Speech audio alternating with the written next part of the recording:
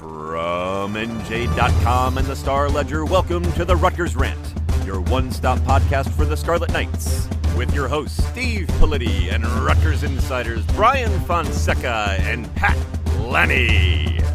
Let's start shopping. All right, hello everybody. Welcome back to the podcast. A special edition, the Ace Bailey Rutgers Rant.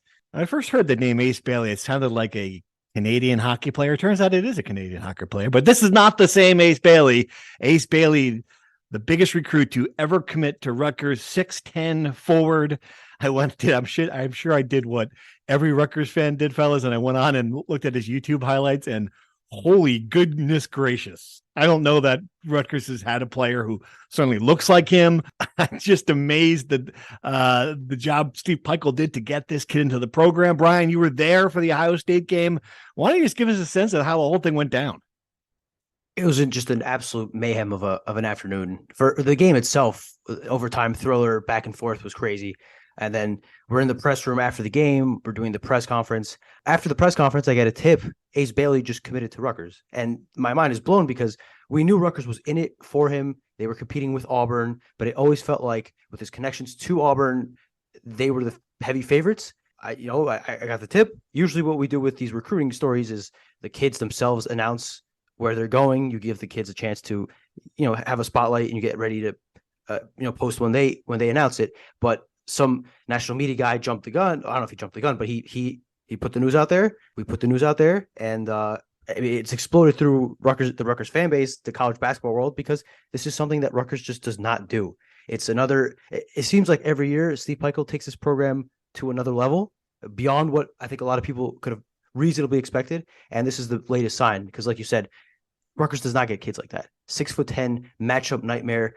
Just an athletic. You see the NBA potential oozing out of him, and you saw the reaction from Pikiell when the kid told him he was committing in that video in the locker room. It just kind of tells you how big this is, and it's further proof of where this program is headed.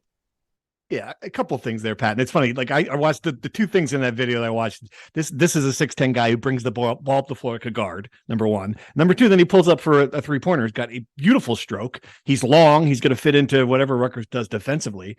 And you mentioned it, Brian, that video to me, when you hear Rutgers and Auburn, you're thinking two things. Like, one, he's going to get paid at Auburn. Of course, that's what's happening there. Even before NIL, he's getting paid at Auburn.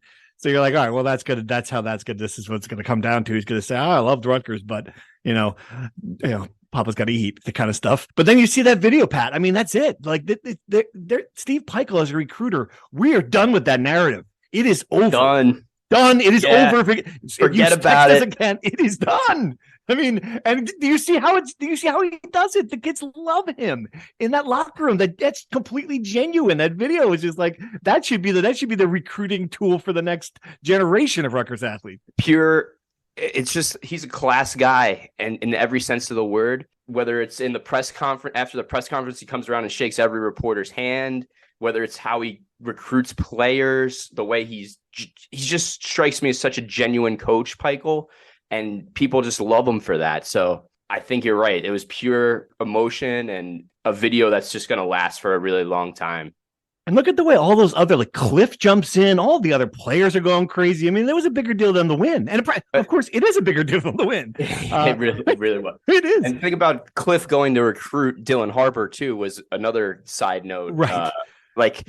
They have players recruiting players, and it's just a true program that every way you want a program to be run, Rutgers is doing it the right way.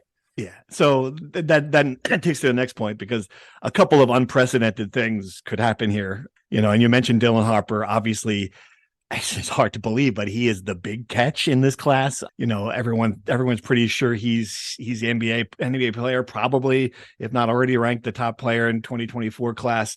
The idea you get both those guys, in addition to, they already were off to a good start before that. Then you've got a Fab Five level class. You've got a recruiting class that's already now in the top three. I was looking at it today. I guess North Carolina's got 3 5-stars already. It's going to be hard to top that. But still, you could have one of the best recruiting classes in the country, number one. And then number two, we're starting to talk, all right, these kids going to stay for the full 4 years. That's another unprecedented Rutgers situation. I know that, they've going way back, they've had guys jump to the pros, but not like this.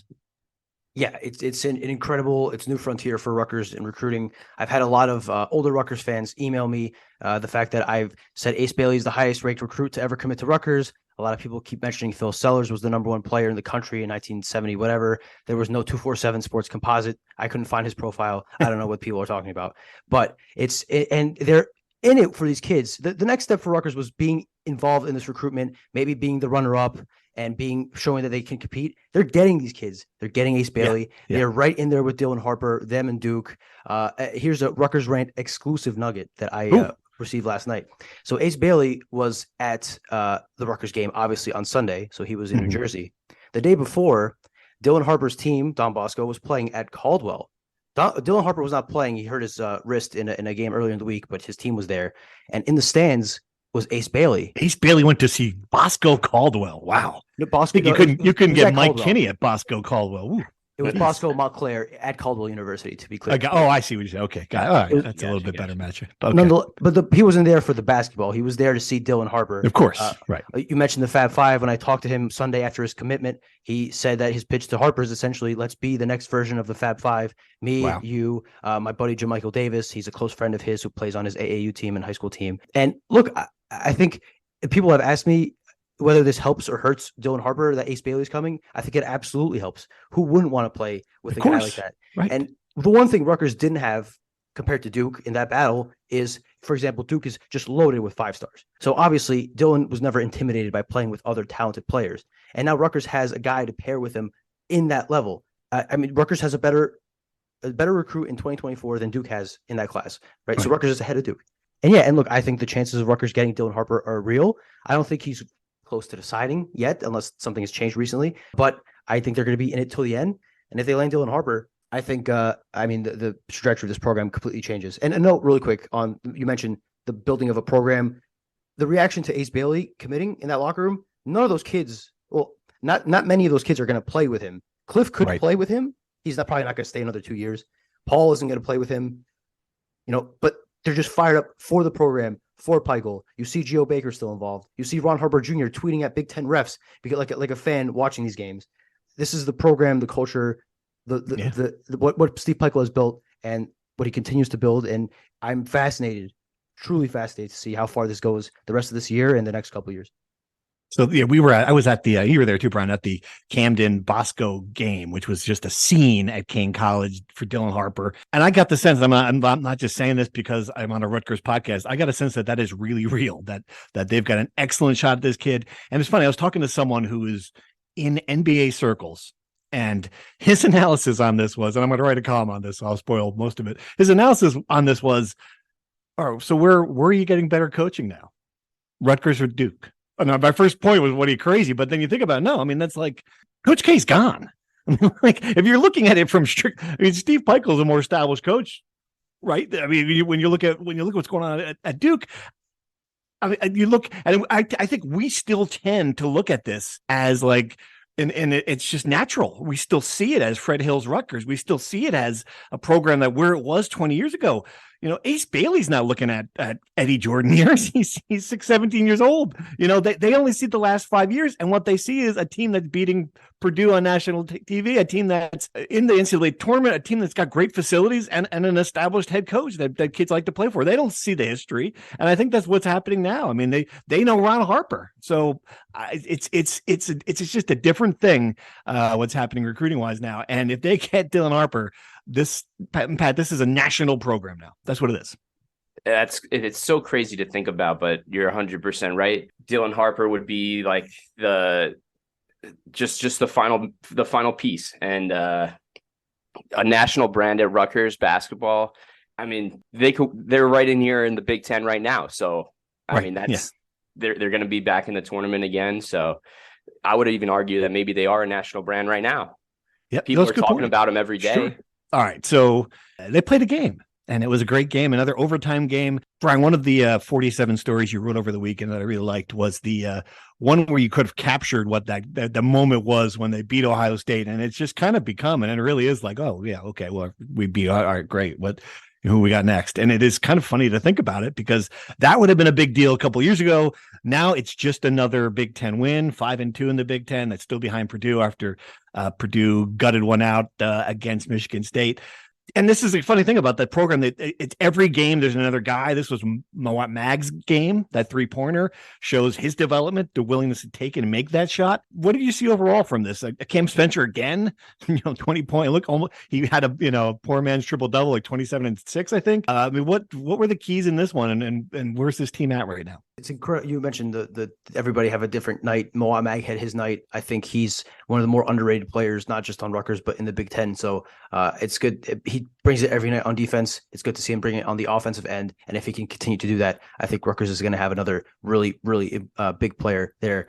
This is another example. It's not the only one. The Indiana game comes to mind. I remember thinking after that game, if this happened 5 years ago, they would have stormed the court and celebrated for hours after. And it's just they're already thinking about the next game after that. They're already thinking about Ohio State. And then they beat Ohio State in a crazy game, 22 lead changes back and forth, just haymaker after haymaker. And people, maybe because people were rushing out of the building to go watch the Giants, but people were, it was kind of ho-hum. It is what it is. This is what Rutgers does now. It's crazy to say that, but this is what Rutgers does. The expectations of the program have completely changed, and they're winning games in different ways. They relatively held down the third most efficient offense in the country in the first half. And then in the second half, when Ohio State is scoring, I think they scored 8 straight buckets at one point. They're punching right back. They're scoring against them. So they can win in different ways. Ohio State's defense is not great, but that's a different story. But this game keeps them on pace to fight for the Big Ten title. I think it's going to be tough. We can go into this later, I guess, but Purdue looks, heads and shoulders as the favorite. Winning the way they did at Breslin Center yesterday was incredibly impressive. But for Rutgers to keep up with them, they have to win games at home like this. And they did. Yep. To win a game in that spot, too, a desperate Ohio State team that lost 3 games in a row was just, they needed to win so badly to win in that spot in overtime. I mean, just this team is different. I think it's proven that at full strength. This isn't just a fluke 1 week, 2 weeks. This is what they are. And we can also discuss what this means for March, because I think there's a very big difference between winning in the Big Ten and winning in the postseason. But for now, I think Rutgers is going to be in it till the end for the rest of the Big Ten title race, especially because per Bart Torvik, they have the easiest schedule remaining in the league. Well, that's my next point. It's kind of funny because I thought, all right, well, at least they're through the hard part of the schedule. But I mean, the next 7 games are at Michigan State, Penn State, at Iowa, Minnesota. Okay, that's one easy one. Michigan State at the Garden, then at Indiana, at Illinois. So I mean, that was the hard part of the schedule. I mean, that's still pretty tough. You're still looking at it through a prism, Steve. You got to accept the new Rutgers Rutgers. But it's still Michigan State. It's still at Indiana. I know. I mean, it's still at Illinois. It's not like I'm Michigan State twice. They won at Purdue, Steve. Well, I get it, but that's still a hard schedule. I understand. And Iowa's always a tough game for Rutgers. At Iowa, of course, yeah. Iowa beat them once already.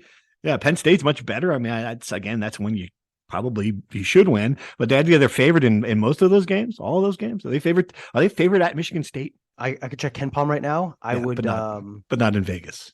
In Vegas, Vegas follows KenPom pretty closely, but I would say probably not. I'll say Michigan State will be a slight favorite, but they'll be favored in a lot of these games. I think. I don't think. How should I say this? I think one of the questions we'll address later is how many wins they'll win in the Big Ten. I think they'll win more. They have 13 games left, right? I would reckon 13 games. I would reckon they finished that with that last 13 game stretch with the winning record. All right, let's dive into that. True or false? We haven't done it in a couple of weeks. I've missed it. Not really. But here, let's do it anyway. True or false? You guys ready? True or false? Start here. Rutgers will win at the Breslin Center for the first time on Thursday night. Fonseca, true or false? This is a very tough one. I will say true. Wow. Okay. Pat? I'll play devil's advocate and go false. That's such a tough. I mean, I watched that game. They look. It's an Izzo team. I'll go false as well. They got to lose eventually. Some of these games. All right, true or false? This hoops team is going to win 12 or more Big Ten games. Putting the over under on 12. Fonseca, you taking the over or the under? Or did I hit the number? Smashing the over. I will take. I'll say true. True. Okay, Pat. I'm just doing some quick math, which I'm not good at, but true. True. They're 5-2 now, right? Correct. I'm going to go false. I think that's the number. I think 12 is the number. That's still 12-8. That's a great year, right? Good grief. All right. True or false? Cam Spencer is the best addition in transfer portal history. I know we're gushing a little bit now. Certainly in Rutgers transfer portal history. True or false? And Rutgers transfer portal history, undisputed. Yeah, absolutely. No question. It's amazing. Good grief. I can't believe they where was he again? Lafayette? No. Loyola, Lafayette. Maryland. Loyola. I get them all. Same I get them league. all confused. Get the all L's. Get the L schools confused. I might have written Lafayette. Would you correct that for me if I did? True or false? A football question. I don't think we've ever gotten this far in the podcast without mentioning football. Football recruiting is turning the corner. True or false? False. Too early to say. I'm gonna say true. True. All right. Well, I mean, they got a 4-star, right? True. We'll talk about them in a minute. I'm going to go true as well. True or false? The most important hire for Rutgers now, the offensive line coach. Fonseca, true or false? True. Pat? Big area of improvement. True. True. They got to nail that one. True or false? Kirk Ciarrocca, who we finally met at a press conference. We'll talk about that next. Has a sound plan to restore this offense. You guys listen to him. What'd you think of Captain Kirk? True, but it's one thing to have a plan. It's another thing to execute it. The jury's still out on whether he can do that, but I'll say true. Pat? I think his plan is really good. He seemed like a true professional to me, so I'm going to say true.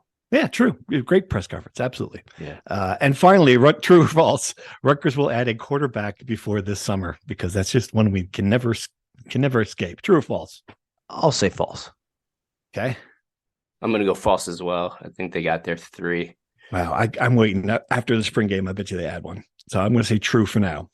All right. Lots to unpack there. Do you want to talk basketball? Anything, any last things to tie up there with basketball before we, in true or false? 12 wins is that's a nice season. I mean, how many teams are over 12 wins in the Big Ten every year? What is it? 2 or 3? 3 or 4, probably. Yeah. 3 or 4? It depends on the year. But I would say, I think they won 12 games last year, didn't they? Or the year before that? I think they went 12-8 at one of these last 2 years. Okay. And they've never been one this good. They've never had wins this good this early. They have 2 road wins in their first 3 road trips, right? And they almost beat Ohio State on the road. This team is good. And I think they didn't almost beat Ohio State in the road. But anyway, I'm sorry. Yeah. They almost beat Ohio State. Don't start, Steve. Don't. You're getting too far on the fan bandwagon for my liking. I love it. I just such an easy one to needle you with. Okay. Sorry. It gets me going. It does. I know. Factual inaccuracies get me going. Yes. But if they're going to contend for the Big Ten, they're going to have to win 14, 15 games. And I think they'll get there. But I think, again, if I had to bet, I think Purdue wins the Big Ten at 15-5. I would guess Rutgers goes 13-7, 14-6, something along those lines. Right. Okay.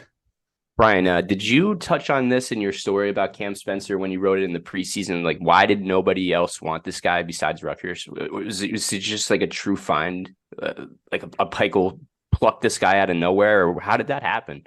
He was hurt for a bit in his college career, and that kind of slowed things down. He had a hip issue that he had to get surgery on before his last season at Loyola. That's kind of slowed him down. And 2, I mean, I think people just have a general distrust of low major stars, right? Because I think that was the question for a lot of people coming into the season. Can he translate into the Big Ten? And I think when he struggled against Miami without Paul Mulcahy on the floor, I think people kind of started. He's obviously disproven that. I think he leads the Big Ten in steals defensively. He's able to create his own shot offensively. He looks great. But I think that doubt kind of crept in there. He doesn't have really the intangibles. People were worried how he'd do against more athletic defenses. And then the same is kind of the true for high school. His only offer was Loyola, Maryland, and he went there. So I think people have just been doubting him for a long time. I think that fuels him. And in fairness, though, he was getting recruited by like Loyola Chicago out of the transfer portal. So he had some interest, but I think Rutgers was the perfect fit for both sides, and that's just how it kind of came together. He doesn't look like a Big Ten player. I mean, coaches make that judgment all the time. That's how you end up with Ron Harper Jr. with only 2 coppers. They just look at things. They don't study it. They don't look for basketball players. What is that? Does he look like a Big Ten player? No. Okay, well he is. Guess what? He's a great one at this point. Right, but if you looked at the analytics, like his numbers last season, like he was off the charts as a player. He was like one of the highest rated players in the transfer portal as far as like his offensive rating and his shooting. And but to your point, yes, people looked at him and said, I don't see it happening at a higher level. I'll pass. And then obviously Rutgers swooped in and got him. All right, couple football points. What'd you guys think of Kirk Ciarrocca? And I loved this is a guy who's been here for a long time. I thought he was really great, answered questions well, thoughtful answers, was up there, I think, 20 minutes, more than that. Yeah. And at the end, if he goes, all right, see you guys in a year. We'll never talk to that man again. Like he's a perfectly functional adult, can handle the media, making $1.4 million a year. Goodbye. Okay, great. We're not allowed to speak to you ever again, which is hilarious. But I mean, yeah, how you wrote about it today. I mean, he just about what he said plan wise, and you asked the tough question. I thought the question that had to be asked: what happened the first go around? Exactly. Yeah, exactly. We didn't get an answer to it, unsurprisingly, really. But well, sort of. He said he did learn from it. I mean, learned from it, I guess, right? Like, and that failure at Rutgers set up his next two great successes. But I was overall very impressed by his professionalism. I thought he, like you said, thought out every answer, went on and on and on, and talked about the plan and how he's going to fit schemes based on the players. And it's all about balance, but not running the ball 40 times and passing the ball 40 times. It's about executing the game plan to win the game. I was really impressed. It was my takeaway. Right. Based on what Ciano said, he was gushing. I mean, I get it. You can't go up there after you hire an OC and go, yeah, we liked him. But I mean, he was just almost over the top with his praise for this. Said he's never been this excited in coaching. I mean, what sense did you get from him? The greatest combination that he's ever had at any level is what he said, right? Like, yeah. NFL, college, to have him and Harris Simiak, ironically, two guys that he plucked from PJ Fleck. I think that Ciano, based on his past relationship with Ciarrocca, meant a lot. They talked about that extensively, that Ciarrocca would only leave Minnesota for maybe one other job, and it was Rutgers. It just seemed like their bond really made this special, and that's going to be one of the driving narratives of this whole thing. Like, the trust is there. Ciano, I just had to get it out there. Like, so Ciarrocca is going to be calling the plays, and he like turned at me and smiled and started laughing. He's like, "Of course he's going to be calling the plays."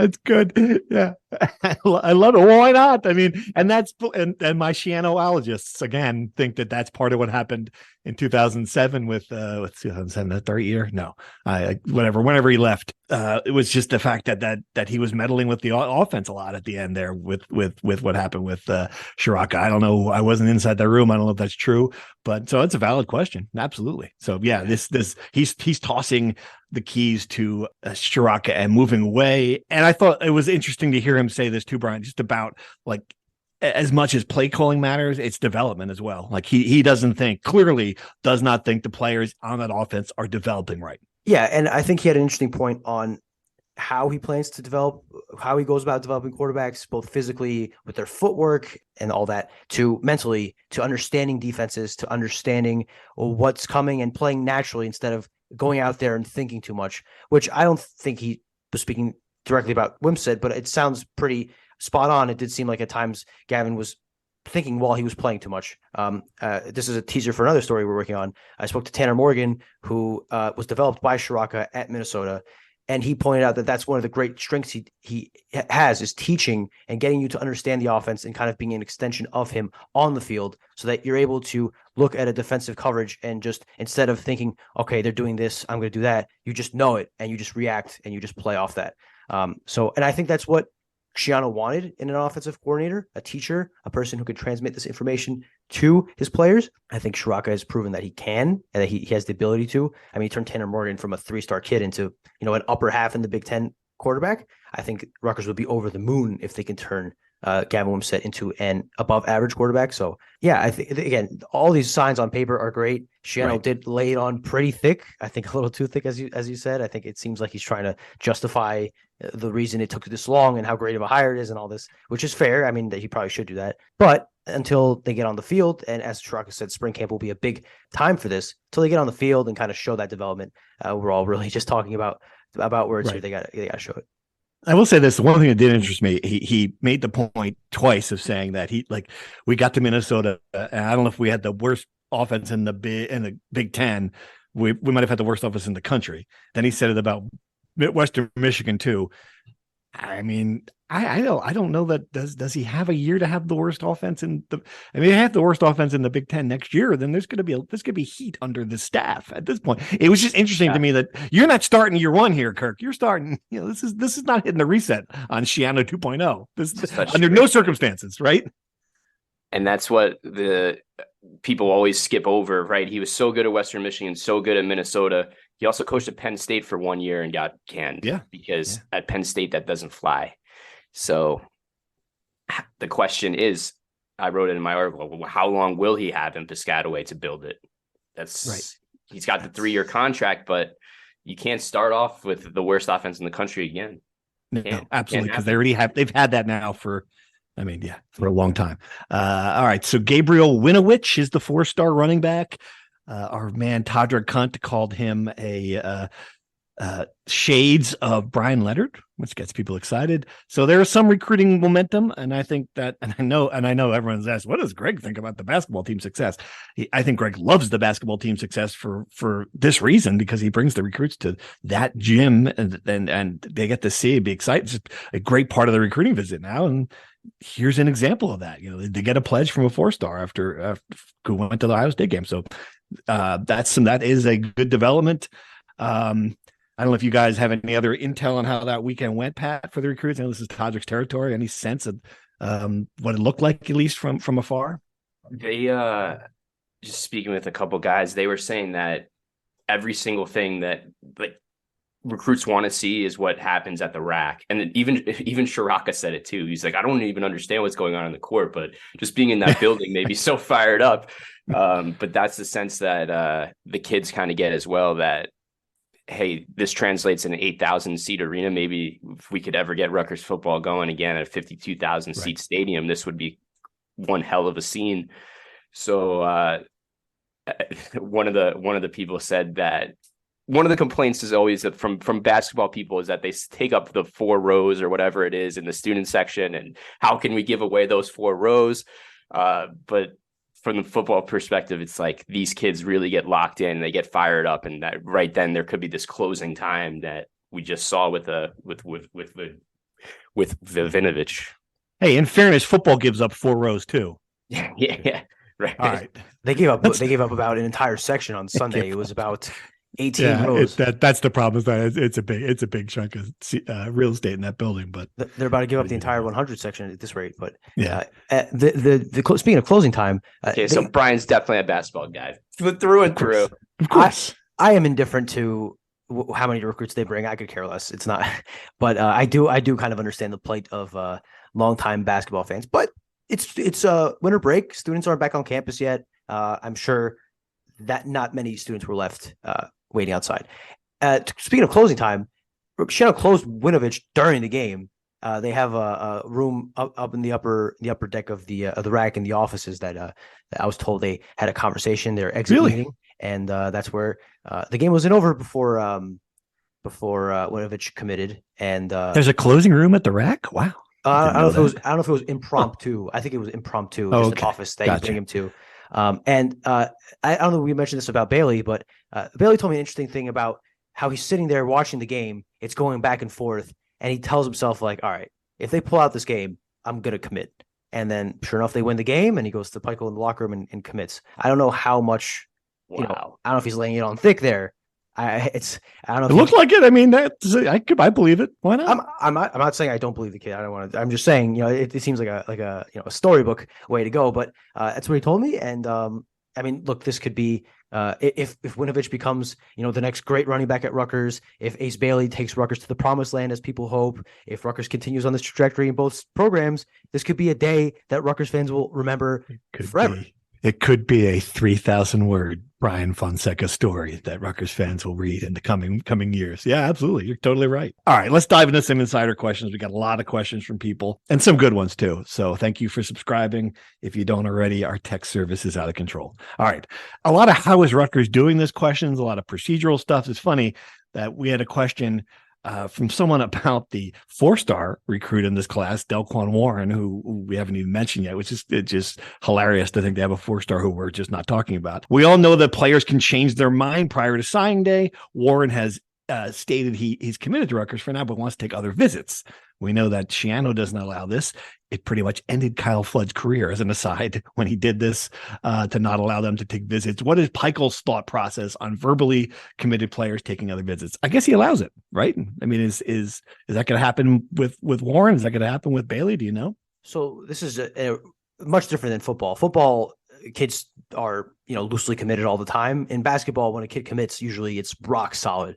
And that's my understanding with Ace Bailey. He told me he's 100% committed. Yeah. My understanding it's rock solid. Like most hoops recruits. Like when Gavin Griffith's committed, he was going nowhere. Delquan's a different story. When I spoke to him a week ago or so, he told me that he was leaving his recruitment open, almost emphatically so. I told him, now that you shut down your recruitment, and he made sure to stop me and say, I am not shutting down my recruitment. He's talking to other schools. He's considering other visits. I think Louisville was a school he brought up to me. So this is a rarity in college hoops. But sounds shaky. To me, that sounds shaky. It does sound shaky, understandably so. But he's still committed to Rutgers. He hasn't decommitted. And I think Rutgers getting Ace Bailey certainly helps, kind of stabilize that. If they get Dylan Harper, especially so, that helps stabilize that. I think this is just a kid that Rutgers was the first school that showed him attention and really recruited him hard. The visit he took to Rutgers was one of his first, if not his first. I think he, saw the facilities. He talked to the coaches. He got swept up in the entire visit and the whole thing. And he just wanted to commit there and then and there. And now he's kind of just wondering, there's more stuff for him to see out there and check out, which is totally his right. I think it's totally reasonable. I understand Rutgers fans saying that if he's doing that, he's not committed. I think the kids can do whatever the hell they want. I think the coaching staff obviously took his commitment. I think they're hopeful that they can hang on to his commitment. I would probably think he's going to stay committed the way things are going. And I guess we'll see. I think he fits great at Rutgers. He's a defense first guard. He can play really well. Pikiell really likes him as a player. I understand the worry from the outside, but if I had to bet, today, I think he ends up signing in November and becoming a Scarlet Knight.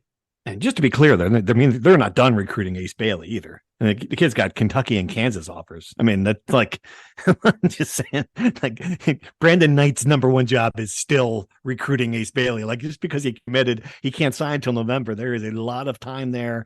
I mean, you're talking about distance too, so you can't be in his gym every weekend. I mean, this is, yeah. So I would keep in mind that that's still going. I agree. All right, I agree. Ace does one thing. Well, Ace does love the city. That was one of the things he mentioned to me about. I asked him why he committed to Rutgers, and one of the first things he said was New York City. He said really? He said he grew up in the mountains of Tennessee, so he loves the city. And but to your point, now St. John's is going to good job, Brian. Get an offer from Fordham. I'm sorry. You're good. You're good. I think Seton Hall was recruiting him too, so maybe Shaheen Holloway could sell that point a little bit stronger. There you go. A little closer. But to your point about Brandon Knight, I mean, the guy got a huge extension raise in the offseason. With that extension he got, he's earning every penny, and he's starting to look like a bargain at this point, the way he's recruiting. So he's the big figure here. He's the connection to Bailey. And I was walking out of the press conference back to Press Road, right? And I saw Brandon Knight and the family, the Bailey family, and everyone there kind of hanging out. So they clearly have a strong connection. And I think that unless Brandon Knight leaves in the offseason, which I don't anticipate, I think I would expect Bailey to be pretty rock solid to go to Rutgers. But to your point, it's not over till it's over. A good transition to the next question. How is Rutgers getting the number 6 guy in the country when all these other schools have boosters offering huge NIL deals? I think part of it is what Brian just said. It's these guys working. I mean, we were at that game. I mentioned the Bosco Camden game at Kane.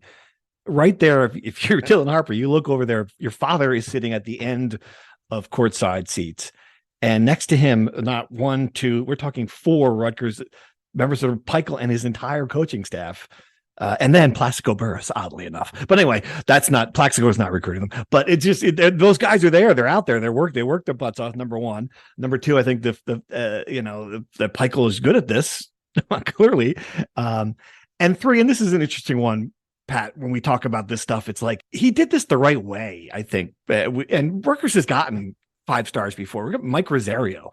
And I think about the way, Fred Hill was a pretty good recruiter early on. He came here with the reputation. They thought they were getting one of the nation's best recruiters, the guy who helped build the Villanova program, whether or not you believe that, with Jay Wright. That was a reputation at the time. The difference is that these guys are coming in and the foundation's set. Like he built something and then made it attractive to big recruits, right? Yeah, he didn't just absolutely. drag these guys here and say, "Hey, turn around the culture for me. Here's a basketball." You know, I mean, absolutely, absolutely, and it just always goes back to the number one thing in recruiting. It's so freaking obvious that the biggest thing with recruiting is winning. And if your program is winning, so freaking obvious. It's so freaking obvious. If your program is winning and the program and the foundation is set, it just makes things so much easier. People want to go to a winner. That's that simple. No 15-year-old kid wants to be your program savior. Like, oh, you can come here and be your savior. Yeah, exactly. What were you thinking when you were 16? Yeah, I got to save Rutgers. No, no, you want to win basketball games. Of course. That's it. I do think the relationship with Brandon Knight played a big part. And to your point on NIL, Auburn has a complete war chest. Like they can, they can pay as much. And as a dirty coach before that too, so they will do anything. There's no question. So correct. I don't think Rutgers is in the neighborhood. I could be wrong. No, you're not wrong.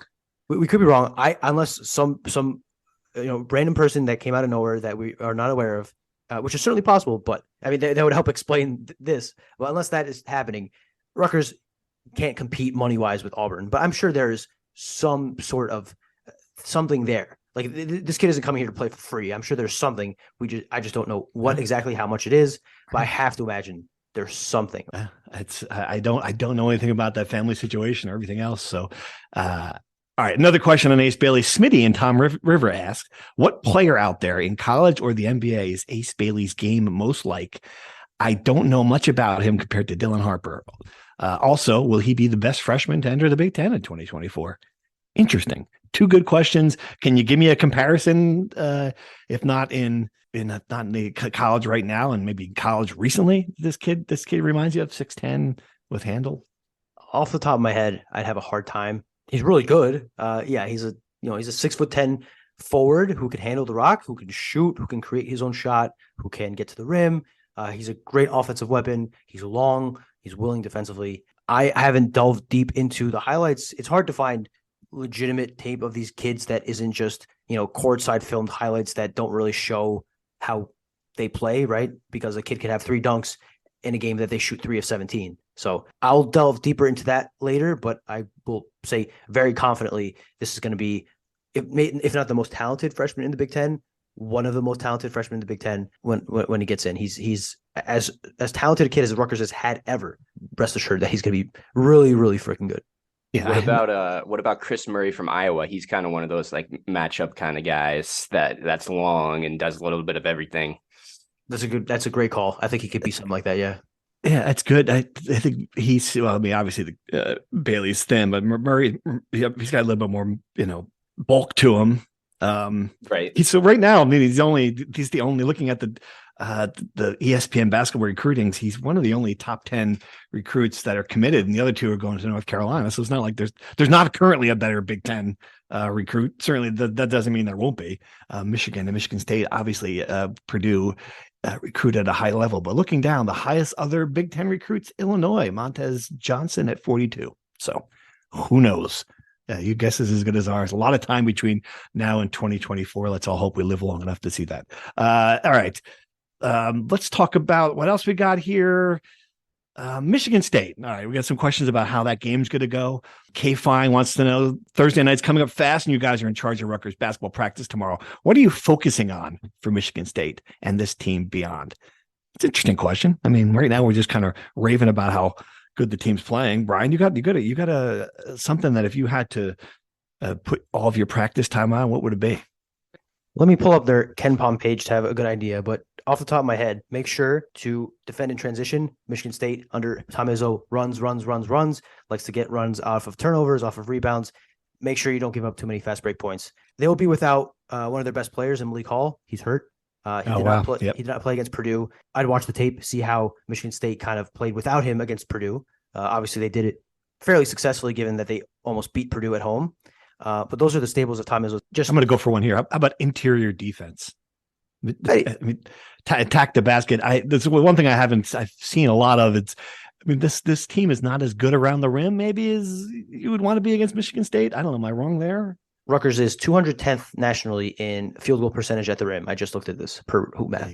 So that is an issue. They got to be better. Yes, they got to maybe hopefully have another game like at Northwestern where they shoot the lights out from the perimeter. And then defensively, the reverse is that interior defensively, Rutgers is really good. They were great against Ohio State. Cliff had 6 blocks, 3 in the first half. Just a monster game from him. Cliff, as much as he struggled offensively of late, he's been tremendous defensively on the boards, which is another key aspect here. And I think obviously you need Cam Spencer to stay hot. I mean, he might win Big Ten Player of the Week by the time this drops. You need him to stay hot. And you need Mawot Mag and Caleb McConnell to continue being elite anchors of that elite defense. All right, old Mark, our man old Mark has a question about Cliff. You mentioned Cliff playing well defensively. Cliff seems to have disappeared from the offensive end. He's missing layups, not getting off the floor when he goes up for a shot, keeps losing rebounds. He did score points yesterday, 3 on dunks, 6 on free throws. He missed a lot of shots. What's going on with Cliff? I'm not sure I just agree totally with this because it seems like the inside-outside game's working a little bit there with him.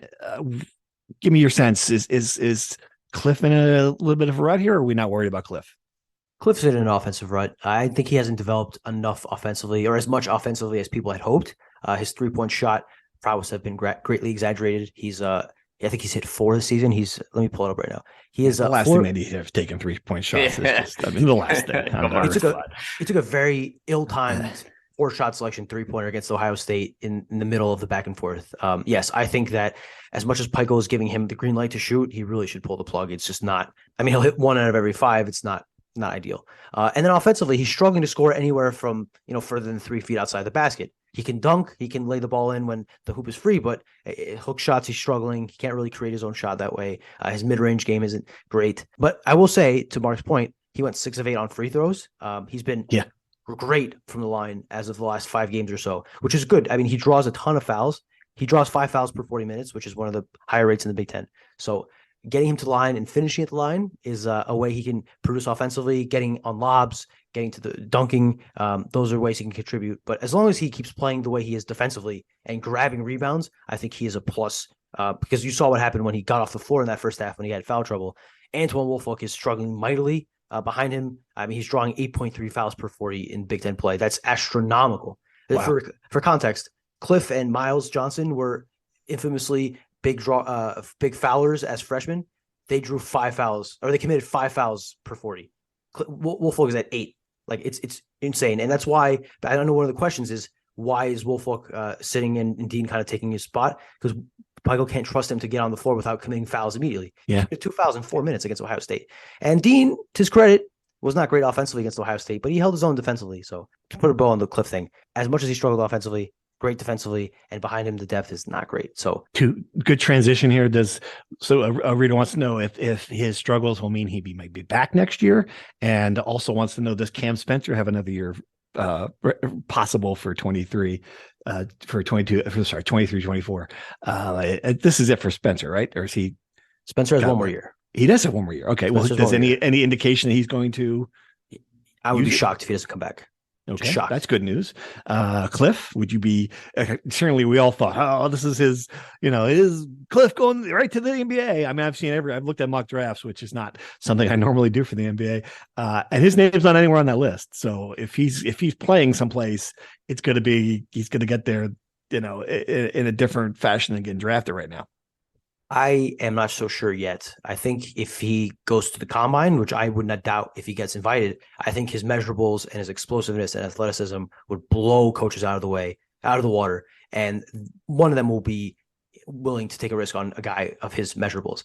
Right. He hasn't been producing as much as people maybe expected him to this season, but I think also to the point of he hasn't developed that much offensively in 3 years here, right? I think he's kind of tapped out his how much he can grow in college. I think he'll want to go to the NBA and get NBA level coaching to take that next step. I don't know this for a fact. I think that he entered the season kind of I don't know if knowing or feeling, having a good idea that this would be his last season. I think it would take an epic meltdown or an injury to kind of reverse his thinking there. Yeah. I wouldn't be surprised if he comes back, but I think more likely than not, he's headed to the league after this year. We thought the same about Caleb McConnell, and he is still playing. All right, I disagree. So I always thought Caleb was. You did? Because he didn't. That's news to him. I'm pretty sure he thought he was gone. Sure. I mean, all these guys think they're going to make the league. I just think Caleb was a great defender, but his offensive game was always questionable. I never thought he'd have a chance of getting drafted. Honestly, I think Cliff has a chance of not in the first round, but I think someone will take a second round flyer on him if he stays in the draft. Okay. All right. Football staff question for you. We haven't talked about this yet, Pat. Where is the offensive staff at after Nunzio leaving? Who is next? And you have an idea? And you have a wide receiver in your back pocket, Brian Kay. I don't have one of those. And along those lines, any update on potential Chris Partridge hiring? So this is fascinating, though, Pat. I mean, these are two important positions. We talked about it earlier in True and False. I think they need to hire a legitimate. I mean, Pat Flaherty, give me your, Googe up there, Boston College was at the Giants. Give me your real dude offensive line coach. Don't give me a high school coach. Don't give me a recruiter. Give me a guy who can actually develop those players on the line. I think they need that, but they have 2 slots open. So what do you think they're going to do with these 2 slots? Schiano's message was the same as it was for offensive coordinator. We're not going to sacrifice the right candidate for time. We're going to take our time with this and get the right hire. So my feeling is exactly what you're saying, that they're going to go after some veteran guy and not some recruiter type like Augie Hoffman was or Nunzio was out of high school. So I don't even, the Chris Partridge thing is fascinating. Obviously another high school guy that's kind of made it in the college world, but that doesn't feel like a Schiano thing to me. It really doesn't. It doesn't. Just because the way he ruffles feathers and wasn't very well liked in New Jersey to begin with. I can't see Partridge being back at Rutgers or being at Rutgers in general. It just doesn't seem like the right fit. Right. I don't think he's coming either. I think Rutgers would be, if he wanted to come back, I think Rutgers would be nuts not to hire him. I think he's a defensive coach, obviously, right? And they have no openings. I think you move Drew Lascari from safeties to tight ends or whatever. You put Chris Partridge in there and you let him recruit his ass off because that's what he does well. And that's what Rutgers needs. Rutgers needs more than developers of talent. They need recruiters who can get good players into the program. And I just can't think of many guys that would be better than that than the best recruiter in the country like 2 years ago. So I don't think he's coming. If he does come, he'd bring Davison Igbinosun with him, probably kid from Ole Miss, the Union Star, future NFL quarterback. So I think if he wanted to come back, Rutgers would be crazy not to hire him. I agree with you guys though. I don't think he's coming back. All right, thanks for all your questions. Appreciate it. Hope we touched on as many topics as possible. This is fun. So we got a what else, and we've been like outrageously positive in this podcast, and now I can go, come on, Pat, you can't tell me the wrestling program can lose to Indiana. This is great. We can use the what else to end this on a negative note. What's going on with wrestling? Scott Goodale on the hot seat. You can't lose to Indiana. Everyone beats Indiana. You can't. Everybody beats Indiana. Indiana's like we own that state, man. You can't lose to Indiana. I had to Google that to make sure they actually did lose to Indiana before starting that rant, but it clearly did. What happened? Well, one, they're without their heavyweight Boone McDermott, so that is a huge loss. Excuses. Two, they were winning in one match, and the kid actually got pinned, which was a huge reversal. It was like everything that could have went wrong in that match went wrong, and which is what is going on with the team in general right now. They could be looking at a winless Big Ten schedule. Really? Wow. Which would be Fonseca, a huge step back. Get your board right. Get your coaching board ready for wrestling. I'm kidding, folks. It's funny. That's why we can kid about that. That's worse than we expected, though, right? I mean, that's definitely worse than expected, and it's tough because every team they're facing the rest of the way is ranked very highly, and Rutgers lost to unranked. Yeah. Maryland is a team on the rise. I was telling Brian this the other day. Like they're not as horrible as they were. And Brian was going, yeah.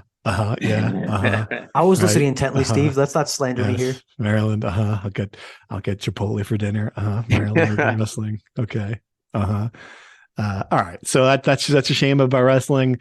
Anything else we got to talk about? Here's the thing. They don't even don't wrestle Maryland this year. Oh, they do. Don't wrestle. How could they not wrestle Maryland? They do. Maryland is number 23. Maryland is number 23. Wow. So they are part of that ranked group. Right. All right. If anybody on earth gets a mulligan year, it's Scott Goodale. So it sounds like we're heading to that. Women's basketball won its 1000th game in program history, which is interesting. Doing better than I thought. I thought they might go winless in the Big Ten based on that roster. Doing better than I thought. Anything else? Well, yeah, spring game, April 29th. Put it on your calendars. Back to the Rutgers Day format. Back to the Rutgers Day format. That's good decision. Get more people in that building. I think we've covered it, right, guys? Yeah. Final thoughts, Fonseca? What do you got? What do you think, Steve? Do you think this team in a month, basketball, will be contending for a Big Ten title? What are your feelings? Oh, do you want to dive into? I guess this is probably better for another day. The competing for the Big Ten versus competing for a national title, how those things are different. Yeah, all right, that's a good point. Do I think they will be competing for? No, because I think Purdue's going to run away. I think they'll be in the mix for number 2, or certainly in a double bye. I would be surprised if they're not in position for a double bye in a month. Yeah, but I think Purdue is after winning that game at Michigan State where they took a punch, looked like they're going to lose the game, go back down. The National Player of the Year does what a National Player of the Year does and makes a basket to win that game at Michigan State. I think they're just going to run away with it, but. Yes, and I totally understand your point about winning in March versus winning in the regular season. Go ahead and make it though, because I think it's an important thing. I think the way Rutgers plays their defensive intensity and how they prioritize that fits really well into the Big Ten play style, a league that plays slow, plays deliberate, does not have overwhelming athletes, does not have too many explosive offenses. They have efficient offenses, but not explosive offenses. That gives Rutgers a chance to stay in these games, compete, and pull out these games. Things kind of change in March when scoring is a lot higher and you got to kind of keep up with these teams. We saw what happened when they played against Iowa, a team that's able with a high-powered offense that's able to outscore Rutgers' defense. I worry about whether Rutgers will be able to keep up offensively. I mean, they rank 117th nationally in offensive efficiency. I think they rank 11th in the Big Ten in offensive efficiency. Right. They kept up with Ohio State on Sunday. That's commendable. Ohio State's defense is not great, and it's at the rack. The postseason is not at the rack. And now this is not to say I don't want people to clip this and then in March when Rutgers is in the Sweet 16 posted on my Twitter. I don't think it's impossible that Rutgers makes a run. In fact, I probably at this point pick Rutgers to make it to the second weekend. But I just think that Rutgers style is much more suited to the Big Ten. There's a reason why every year the Big Ten goes 3-11 in the first weekend of whatever it is of the tournament, and that Duke and North Carolina are playing for the national championship is what you're trying to say, essentially. Correct. And without saying it. Yeah. Correct. In fairness, though, we're in January. We're probably jumping the gun here. I just wanted to get that take out there. But the fact that Rutgers is a shoo-in for the NCAA tournament. Torvik gives them a 99.5% chance of getting a bid. They're in the tournament in January. There's still like 500 Rutgers fans who wake up every day and go, "Oh, where's Lenardi got us today in the bracketology?" And that's going to happen until the very end of the season, right? Pat, I'm not wrong here, right? That's still it's popular every day. There's some. Oh my gosh, we fell to the 6th line. So they were the 5 recently. Yeah, that's where that's where Brad had them at the 5. Yeah, that's. Yep, absolutely. And they'll be psyched out over the 5-12 matchup. Oh no. Oh boy. South Dakota State or someone's going to be in that 5-12 matchup. Princeton. No, that'll be fun. What a game that would be. But they should enjoy it because usually around this time you're looking at bracketology wondering if you're on the bubble or in the field. So of course, this is a much more fun Lenardi deep dive for Rutgers fans. Enjoy it. It's about as fascinating a weekend as Rutgers has had in a long time for a lot of reasons. Let's end on that note. Signing off. Thanks to Devco. Thanks to Brian and Pat. Appreciate everyone listening. And we'll be back soon to talk some more hoops. Thank you for listening to the Rutgers Rant. To participate in the conversation and receive live updates about the Scarlet Knights directly to your phone, sign up at NJ.com/insider.